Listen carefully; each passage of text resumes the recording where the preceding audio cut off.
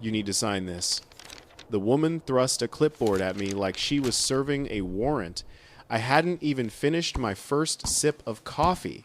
It was 6:47 a.m., September 18th, 2024, and I was standing on my own porch in Montrose County, Colorado, staring at three strangers in matching navy blazers who'd just rolled up my half-mile driveway in a white Cadillac Escalade with Prairie Ridge Hoa emblazoned on the side in gold vinyl letters.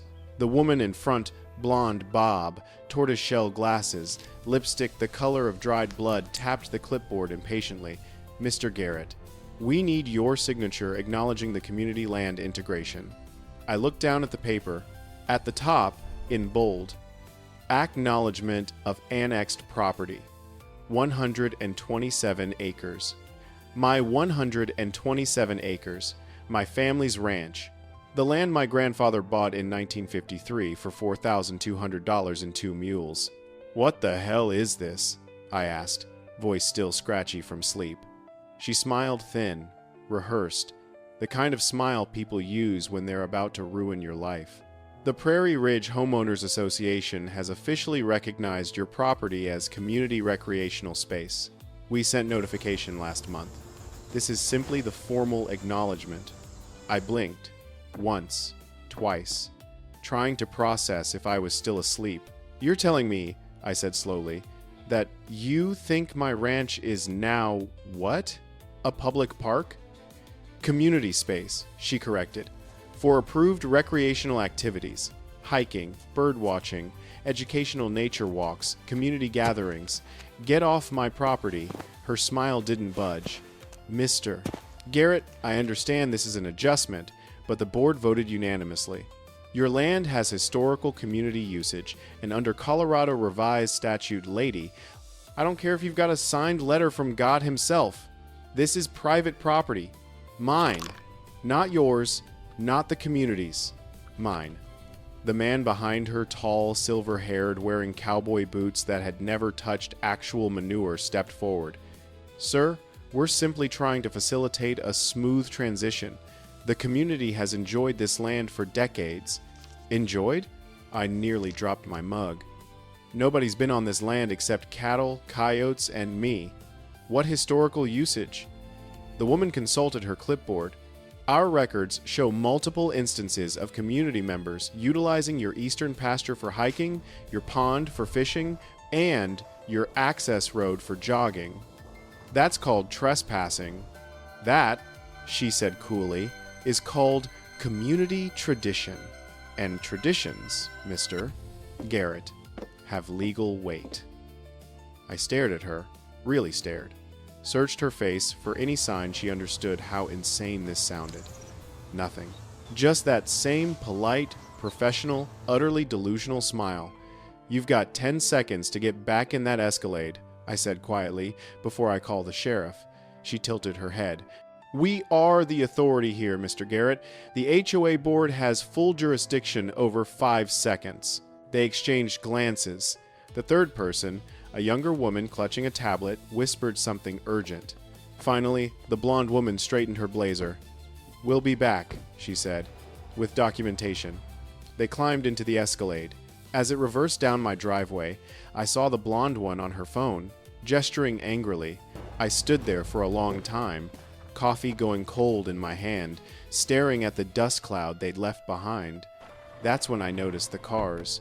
3 of them, parked along the county road at the edge of my property. Doors opening, families piling out, kids with backpacks, adults with hiking poles, a golden retriever bounding ahead. They were walking onto my land. My land. Like it was Yellowstone National Park. I set my coffee down very carefully, pulled out my phone, and realized something with absolute clarity. This wasn't a misunderstanding. This was a declaration of war. And these people had no idea who they were fighting. Before all this madness erupted, life at the Garrett Ranch was predictable in the best way. Wake at dawn. Check cattle. Fix fence. Repeat The ranch sat on 127 acres in western Montrose County high desert country where the air smells like sage and the horizon stretches so far it makes you believe in something bigger than yourself. My name's Cole Garrett. I'm 38, third-generation rancher, stubborn as a fence post, and twice as weathered. I inherited this place when my father passed in 2019. Before that, it belonged to his father, William Garrett, who bought it with cash and sweat in 1953. The ranch isn't fancy. Main house built in 1967 needs paint. Barn from the 82nds needs everything. 40 head of Black Angus cattle, 2 horses, Dolly and Cash, a pond that freezes solid every January, and fences. Miles of fences I've repaired more times than I can count. I run it solo. No wife, no kids, no hired hands. Just me and the work. Some people find that lonely. I find it honest. The nearest town is Delta, population 9,400. The ranch sits about 12 miles north, bordered by BLM land on 2 sides, and the county road on the 3rd. The 4th side? That's where the trouble started. Prairie Ridge. It's a planned community that sprouted up in 2018 like mushrooms after rain. 45 houses, each one a beige McMansion with stone facades and 3-car garages.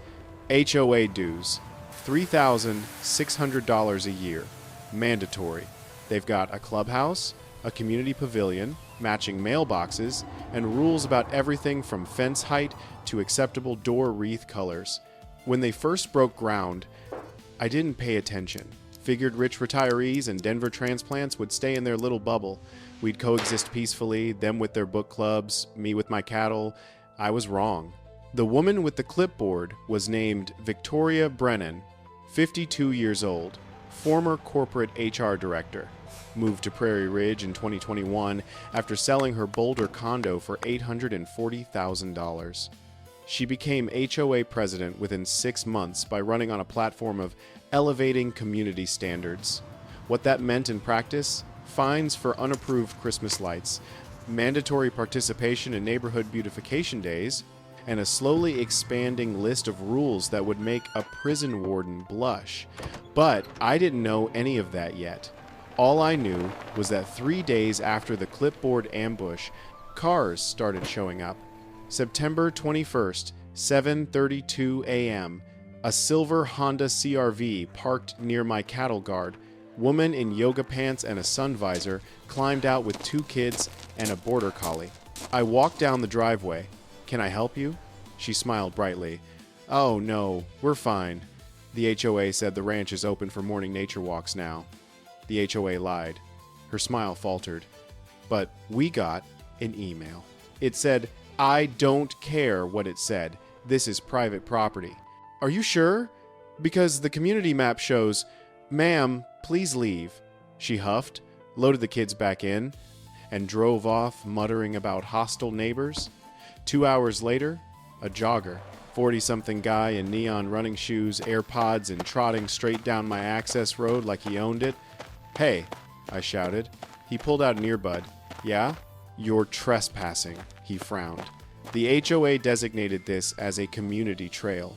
The HOA doesn't own this land. I pay dues. I have access rights. I pointed at the "No trespassing" sign nailed to the fence post. "See that?" He squinted. "That's not enforceable anymore." "Want to test that theory?" He jogged away, but slower, like he was doing me a favor. By noon, I'd turned away a family with a picnic basket, 2 mountain bikers, and a woman who wanted to photograph wildflowers for her Instagram. Every single one said the same thing. The HOA told us we could. I called the Montrose County Sheriff's Office. Dispatch connected me to Deputy Carson, a guy I'd met a few times at the feed store. "Carson, it's Cole Garrett. I've got a situation." I explained everything. The HOA, the trespassers, the insanity. He sighed. "Cole, unless someone's actively destroying property or threatening you, there's not much we can do. Post signs. Document everything. If it escalates, call back." It's already escalated. I mean physically. Vandalism. Assault. Right now it's a civil dispute. I thanked him and hung up, jaw tight. Civil dispute? like someone claiming your land was a civil dispute. That afternoon, I drove into Delta and bought 12 new signs. Private property, no trespassing, violators will be prosecuted. Mounted them every 100 yards along the fence line. The next morning, someone had spray painted over 3 of them. Community land. That's when I realized Victoria Brennan wasn't going to stop. She wasn't going to back down. She was escalating. And the worst part? She was just getting started. September 25th, Saturday. I woke to the sound of vehicles. Lots of them. I pulled on jeans, boots, grabbed my coffee, and stepped outside. What I saw made my blood pressure spike so fast I nearly crushed the mug. A convoy, 12 cars, maybe 15. SUVs, minivans, sedans, all parked along my fence line. Families unloading coolers, kids running around with soccer balls, someone setting up a portable grill, and in the middle of it all, directing traffic with a megaphone, was Victoria Brennan wearing a pink visor and a smile that could cut glass. "Welcome, everyone," she announced. "Please respect the land and stay within designated recreation zones." I walked toward them, boots crunching gravel. "What the hell do you think you're doing?" Victoria lowered the megaphone. "Good morning, Mr. Garrett. We're hosting the first annual Prairie Ridge Community Appreciation Picnic. On my land. On community land," she corrected, "as outlined in the annexation filing." "What annexation filing?" She smiled. "The one submitted to the county 3 weeks ago. Didn't you receive notice?" My hands clenched. "You can't annex private property." "Actually," she said, pulling out a folder, "under historical usage precedent and community development integration statutes, we can." I stared at the folder. She'd actually prepared paperwork. Legal-looking paperwork. Fake legal paperwork, but still. "Victoria, I'm giving you one chance. Pack up this circus and leave." "Or what?" she asked sweetly. Before I could answer, a man in cargo shorts approached carrying a frisbee.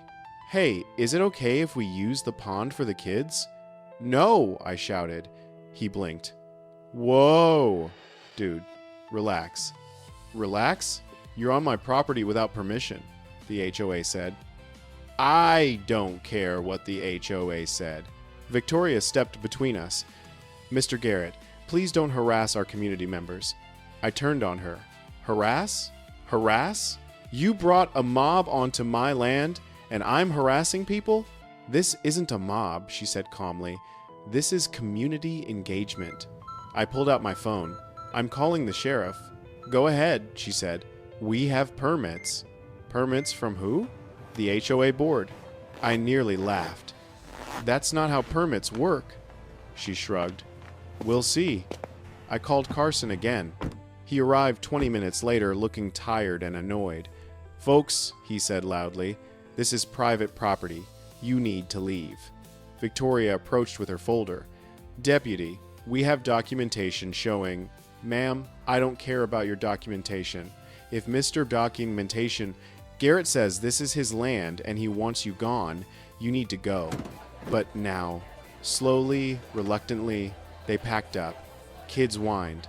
Adults shot me dirty looks. Victoria glared but said nothing. When the last car left, Carson turned to me. "Cole, you need a lawyer." "This isn't going away." "I know. I'm serious. Get one before she files something official." I nodded, watching the dust settle. Carson was right. This wasn't going away. It was getting worse. That night, I sat in my kitchen with a beer and my grandfather's old property deed spread across the table. Every boundary, every survey marker, every signature, all of it proving one simple truth. This land was mine. But Victoria Brennan didn't care about truth. She cared about control.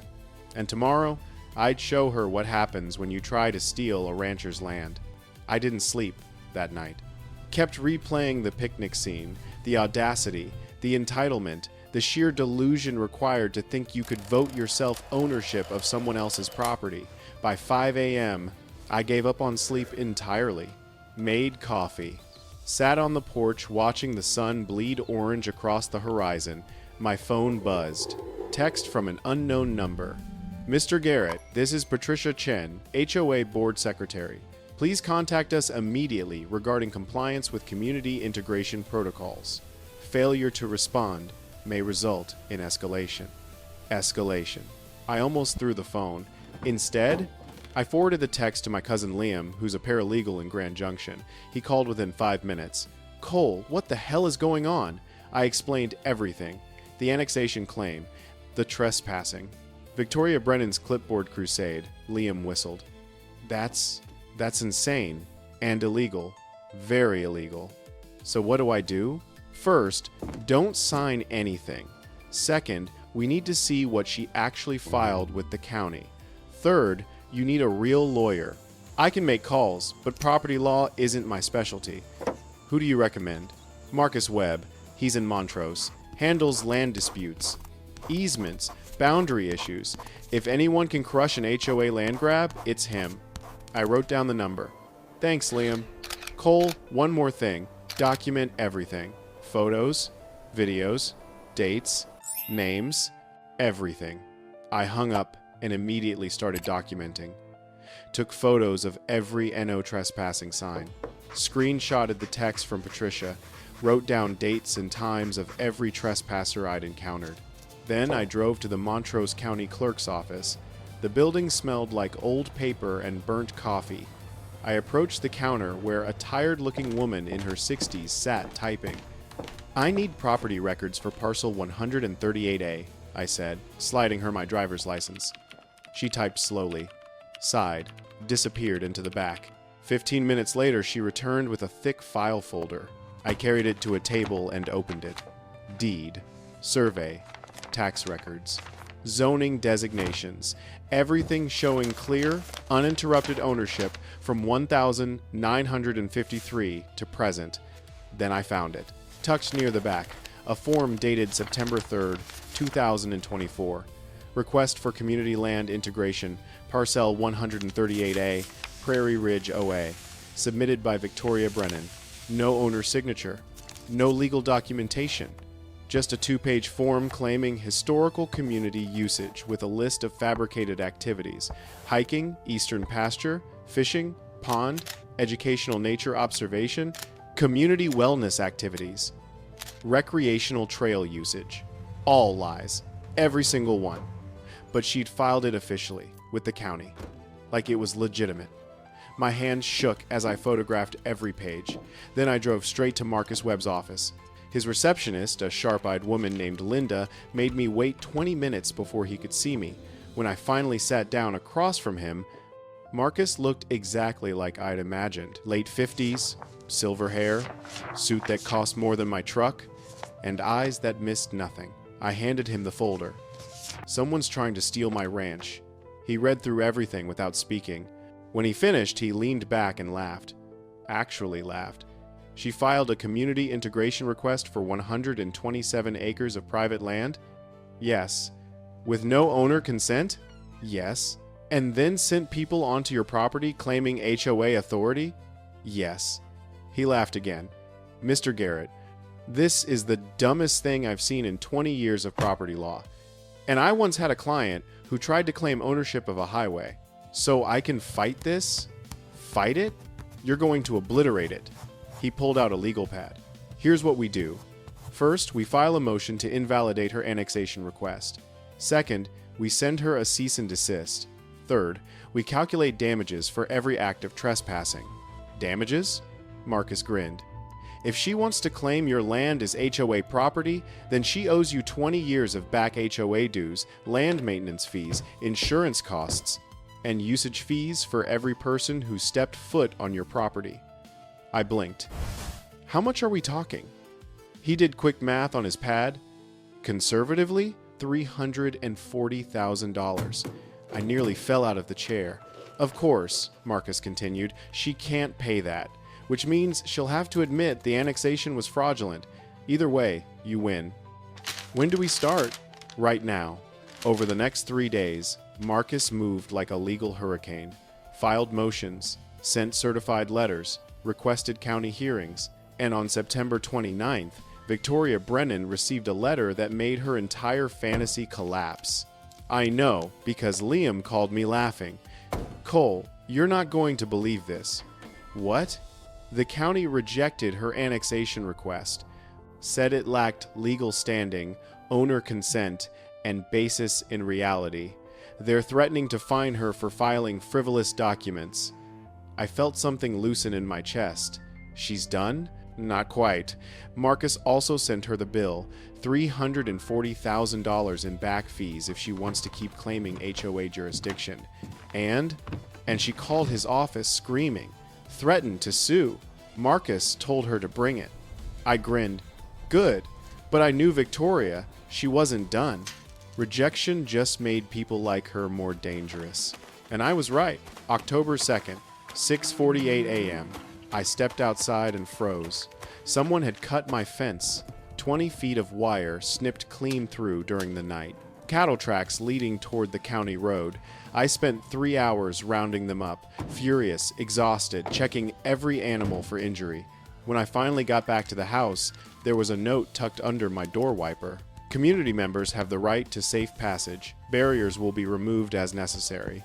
Prairie Ridge HOA Board. That's when I stopped playing defense. It was time to go on the attack. I called Marcus. They cut my fence. File a police report. Now. I did. Deputy Carson came out, took photos, wrote everything down. Cole, this is criminal mischief, possibly vandalism. We'll investigate. Investigate faster. That afternoon, I drove to Delta Hardware and bought supplies. Not fence supplies, something else entirely. When the clerk rang me up, he raised an eyebrow. You building something? Yeah, I said. A lesson. By sunset, I'd installed motion sensor cameras every 100 yards along the property line. HD quality, night vision, cloud backup. If Victoria wanted a war, I'd document every second of it. And 2 nights later, the cameras caught exactly what I needed. October 4th, 11:47 p.m. Motion alert. I pulled up the footage on my phone. A white Lexus SUV. Colorado plates, parked near my east fence. 2 people got out. One holding wire cutters. The camera caught their faces perfectly. Victoria Brennan, and a man I didn't recognize. They cut another section of fence, climbed through, walked 50 feet onto my property. Victoria held up her phone, taking photos like she was documenting evidence. Then they left. I watched it 3 times, hands shaking with rage. She wasn't just claiming my land anymore, she was actively destroying it. The next morning, I sent the footage to Marcus, Deputy Carson, and the county attorney. By noon, Victoria Brennan had a warrant for criminal trespassing and property damage. By 3 p.m., she was arrested. I wasn't there to see it, but Liam called me with updates. Cole, she's losing it. Told the deputies they had no authority. Said the HOA had jurisdiction. They charged her anyway. I sat down heavily. Is it over? Not yet. She posted bail. But Marcus says this gives us leverage. She's facing criminal charges now. If she keeps pushing the annexation, it'll look like she's retaliating. Good. But something still gnawed at me. Why? Why was Victoria doing this? What made someone so obsessed with controlling land that wasn't theirs? I was about to find out, and the answer would change everything. October 8th. Marcus called. Cole, I found something. You need to hear this. What? I did some digging into Victoria Brennan's background. Turns out this isn't her first HOA rodeo. I sat up. What do you mean? She was HOA president in Boulder from 2015 to 2019, got sued by homeowners for overreach, fined people into foreclosure over minor violations. Eventually got voted out in a unanimous no-confidence vote. Jesus. It gets worse. Her mother was an HOA president in the 92nds, Orange County, California. Same behavior. Power trips, excessive fines, lawsuits, until the homeowners organized and removed her. Victoria was 16. She watched the whole thing. Everything clicked. She's trying to prove she's better than her mother, or vindicate her, Either way, she's obsessed. And you're the obstacle. I exhaled slowly. So what do? We keep fighting. But Cole, this woman won't stop until she's completely destroyed or you break her psychologically. I'm not trying to break anyone. I know. But understand, she sees you as the enemy, and she'll sacrifice everything to win. That night, I sat on my porch, staring at the stars, thinking about Victoria Brennan, a woman so broken by her mother's failure that she dedicated her life to recreating that same toxic power. I almost felt sorry for her. Almost. But sympathy doesn't rebuild fences, doesn't stop trespassing, doesn't protect what's yours. Tomorrow, the real battle would begin, and I'd make sure Victoria Brennan understood one simple truth. You can't steal a man's legacy with a clipboard and delusions. October 12th. The preliminary hearing, Montrose County Courthouse, Courtroom 3B, 9 a.m. I sat in the gallery with Marcus beside me, both of us in the uncomfortable chairs that every courthouse seems to order in bulk. The room smelled like floor wax and tension. Victoria Brennan sat 3 rows ahead with her attorney, a slick-looking guy in a charcoal suit who kept whispering urgently in her ear. She wore a cream blazer and pearls, hair perfect, posture rigid. She looked like she was attending a corporate board meeting, not facing criminal charges. The judge entered. Honorable Patricia Delgado, mid-60s, no-nonsense expression, reading glasses on a chain. Case number C, R20243-847. People versus Victoria Lynn Brennan. Criminal trespassing? Property damage. Victoria's attorney stood. Your Honor, my client maintains that this is a civil property dispute being mischaracterized as criminal. Judge Delgado cut him off. Counselor, your client was caught on camera cutting a fence and entering land she doesn't own. That's trespassing and vandalism. We're not here to debate it, but the HOA, the judge said sharply, has no legal authority over land it doesn't own. Motion denied. Trial is set for November 18th. Bail remains. Next case. Victoria's face went white. As we left the courthouse, Marcus leaned close. That went well. She looked terrified. Good. Fear breeds mistakes. But I wasn't celebrating yet, because that afternoon, something happened that made me realize Victoria wasn't scared. She was desperate. And desperate people are dangerous. I got home around 2 p.m. and immediately noticed something wrong. My mailbox was open. Not unusual mail gets delivered around noon, but inside, instead of bills and flyers, there was a single envelope, cream-colored, expensive paper, hand-addressed in flowing script. No return address. I opened it carefully. Inside, a letter, typed, single-spaced, 2 pages. Dear Mr. Garrett, you have made a serious mistake opposing the Prairie Ridge Community Integration Initiative. What you perceive as a land dispute is actually a legally sound annexation supported by historical precedent. The letter listed threats, a formal complaint with the Colorado Department of Regulatory Agencies alleging my ranch violated zoning ordinances, a lawsuit seeking injunctive relief, and most insanely, a lien filed against my property for $86,400 in unpaid HOA dues, retroactive to 2018. My hand shook. Not from fear, from pure, concentrated rage. I called Marcus immediately. They're filing a lien? Can they do that? Absolutely not, he said. That's fraud, civil and criminal. Forward me that letter right now.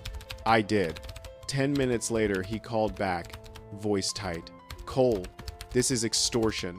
They're threatening financial harm to force compliance. That's illegal on about 6 different levels. So what do I do? Nothing. Let me handle it. I'm filing an emergency motion to block the lien and requesting sanctions against Victoria and her entire board. Will it work? Yes. But Cole, I need to warn you about something. My stomach dropped.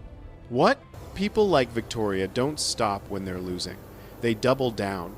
And if she's willing to commit fraud this openly, she's not thinking rationally anymore. Meaning? Meaning, be careful. Watch your property.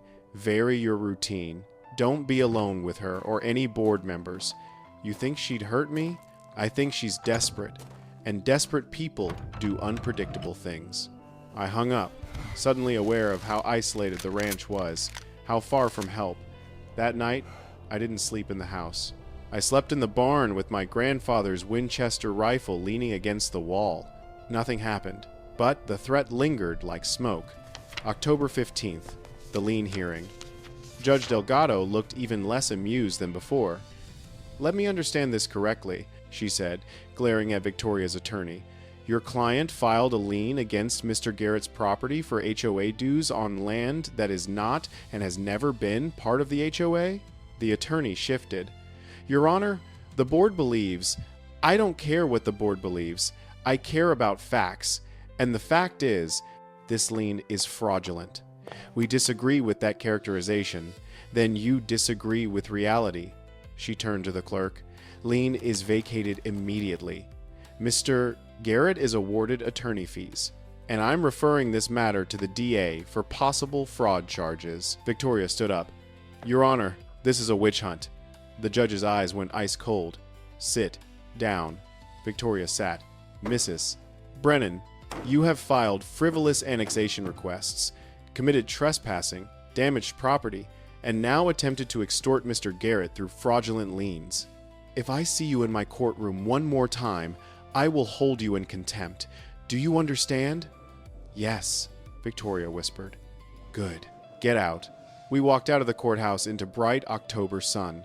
Marcus was grinning. "Cole, that was beautiful. She's done." "Is she?" "Legally, yes. Emotionally?" He shrugged. "Who knows? But she can't touch you now." I wanted to believe him, but something in Victoria's eyes as she left the courtroom, something wild, broken, told me this wasn't over. October 18th. I got my answer. I was repairing fence near the east pasture when I heard engines. Multiple engines. I looked up and saw them. A convoy of trucks. Big ones. 350 seconds. Silverado 3,500 seconds. 6 of them, rolling slowly down the county road, stopping at the edge of my property. Men climbed out. 15, maybe 20, dressed in camo and flannel, some carrying tools, others just standing there, arms crossed, and in the lead truck, Victoria Brennan. She stepped out, holding a megaphone. "Mr. Garrett." Her voice echoed across the field. "The Prairie Ridge community has a right to access this land. We will exercise that right." I walked toward the fence, heart pounding. "Victoria, you're violating a court order." "The court is wrong," she shouted. "This land belongs to the people." The men started moving. Not running, just walking forward. Purposeful, organized. I pulled out my phone, called 911. "Montrose County, what's your emergency?" "This is Cole Garrett, 4782 County Road 9. I have 20 people trespassing on my property. Send deputies, now." Units are en route, but they were still 10 minutes away, maybe more. The men reached the fence. One pulled out wire cutters. "Don't," I said loudly. He cut anyway. The fence fell. They stepped through. Victoria stood behind them, megaphone raised. "This is community land. We will reclaim it." I backed up slowly, hand on my phone, filming everything. They spread out, walking through my pasture like they owned it. Some took photos. Others planted small flags, white flags, with Prairie Ridge printed in blue. Then I heard sirens. 3 sheriff's vehicles screamed up the road, lights flashing. Deputies jumped out, hands on weapons. "Everyone freeze!" The men stopped. Victoria lowered the megaphone. Deputy Carson approached her. "Mrs. Brennan, you're violating a restraining order. This is peaceful protest. This is trespassing. You're under arrest. You can't arrest me." "I'm exercising my rights!" "You have the right to remain silent. I suggest you use it." They cuffed her.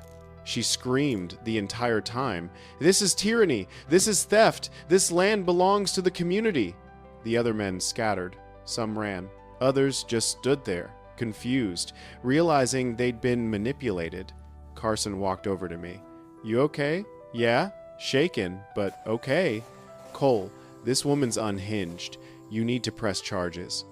All of them. I will.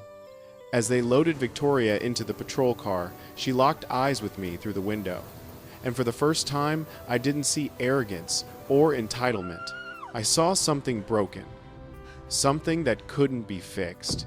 She'd lost everything: reputation, credibility, freedom, chasing a delusion her mother had planted 30 years ago. And as the car drove away, I realized something. I'd won, but the victory felt hollow. Because destroying someone, even someone who tried to destroy you, doesn't feel like justice. It just feels sad. October 25th. The trial. Victoria Brennan pleaded guilty to trespassing, property damage, and filing fraudulent liens in exchange for probation, community service, and permanent removal from the Prairie Ridge HOA board. The judge also ordered her to pay $47,000 in restitution. She didn't speak, didn't protest, just signed the papers with shaking hands. When it was over, Marcus turned to me. "It's done." "Yeah, you should feel good." "I don't." He nodded. "I get that." November 1st, the Prairie Ridge HOA held an emergency meeting. They voted unanimously to dissolve. No more dues. No more board. No more Victoria Brennan. A few of them came to my ranch afterward to apologize. I accepted. Because they were victims too, manipulated by someone who'd convinced them they were entitled to things that weren't theirs. November 15th, Victoria Brennan moved away. I heard she went to Arizona. Started over somewhere. No one knew her story. I hoped she found peace, but I doubted she would. December 1st. I finished repairing the last section of fence Victoria's people had cut. As I hammered the final post into frozen ground, I looked out over my land, 127 acres of sage and sky and silence. My grandfather's land. My father's land. My land. And no one, no HOA, no clipboard warrior, no delusional tyrant would ever take it from me again. Know your rights. Protect what's yours. And never let anyone convince you that their delusion is your reality. Have you ever dealt with someone who thought they could control what wasn't theirs? Let me know in the comments.